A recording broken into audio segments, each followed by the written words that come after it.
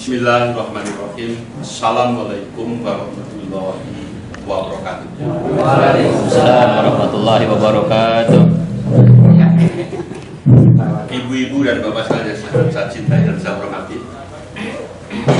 Saya merasa berbahagia dapat kesempatan bicara malam hari dan diskusi. Di pagi saya juga menghadiri acara di kantor Berita Antara, mempertanyakan juga tentang bagaimana perkembangan media masa Islam dalam industri pers sekarang ini. Hampir mirip, tapi tadi saya berbahagia, saya menjadi pendengar yang baik. Hanya setelah selesai saya jadi tempat orang bertanya, karena kebetulan lagi-lagi jadi orang tua saya, sekian terus saja. Pemretnya itu murid saya tahun 88 di Antara, dan ada adik muda, ada yang waktu saya di Kompas, Imam Khoiri itu dulu dia adalah dari aktivis mahasiswa di UIN di Ciputat. Semua adik-adik yang saya kenal semua. Hari ini saya akan mulai sekarang intronya begini. Ada pertanyaan dasar yang memang harus kita, dan jawabnya harus kita pahami. Mengapa kok terjadi begitu? Mengapa tidak sesuai dengan harapan publik yang masyarakatnya Indonesia sebagai Islam? Mengapa yang diangkat kok itu bukan ini? Mengapa angle-nya kok itu bukan ini? Mengapa? Jawabannya adalah, ini rumus yang saya coba kembangkan.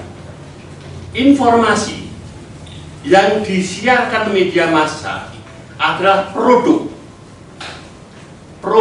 yang syarat dengan muatan nilai dan kepentingan. Saya katakan, informasi yang disiarkan media massa adalah produk yang syarat dengan muatan nilai dan kepentingan, ideologi, politik, ekonomi, sosial, dan budaya. Muatan nilai penting, nilai itu penting, tapi juga kepentingan, ideologi, politik, ekonomi, sosial, dan budaya. Siapa? Pemiliknya. Pemiliknya, apalagi sekarang, pemiliknya, kemudian pengelolanya, kemudian pemasang iklan, publik, dan terakhir kalau bisa bilang ideologi negara yang paling akhir. Karena sekarang nabinya duit. Saya katakan, apa yang terjadi di sini itu adalah produk yang syarat dengan muatan nilai dan kepentingan, ideologi, politik, ekonomi, sosial, budaya dari pemiliknya, pengelolanya, termasuk wartawannya, kemudian pemasang iklan diberitahukan, kemudian publik, membaca, pendengar, pemirsa, dan ideologi negara.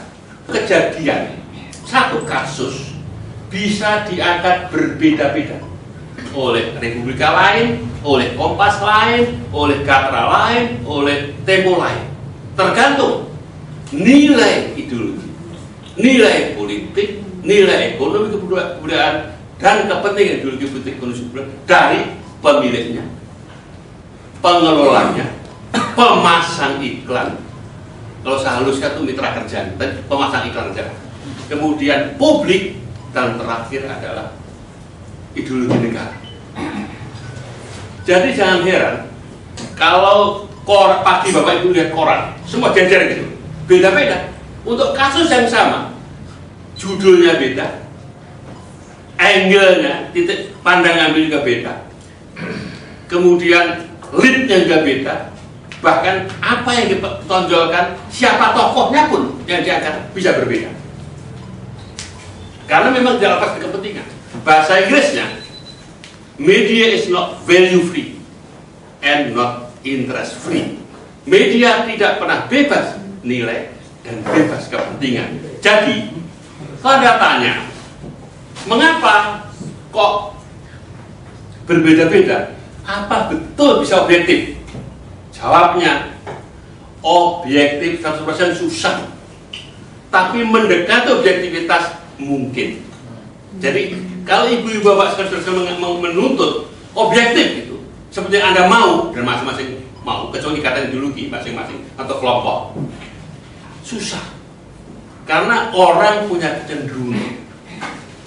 Saya tergantung pemretnya. Ada rumus berita. What is news? Apa itu berita? Berita adalah apa yang menarik, baru, langka, baru, semua. Itu teorinya. Teorinya begitu. Tapi tergantung. Ya, apa?